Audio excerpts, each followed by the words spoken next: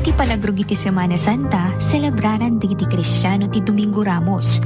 May saan na pateg nga aldaw, amang ipalagip, ti panangawat ken ni Jesus ije Jerusalem. Intayo amwen no kasano o celebraran daytoy dagiti Ilocano. Naragsak ken na espirituan a selebrasyon ti Domingo Ramos iti entero a sangalubungan. Mangrugit daytoy babaen iti bendisyon kadagiti palaspas a simbolo ti panangawat ken ni Jesus kas ari. Según iti Biblia, inawat dagiti tattao ni Jesus babaen ti panangwaragawag ti Hosana ken panangwaras da kadagiti sanga ti kayo iti dalan. Iti agdama ipakita dagiti Ilocano ti pammatida babaen iti panagaramid wenno panaggatang iti palaspas a masansan a naaramid iti nadumaduma disenyo.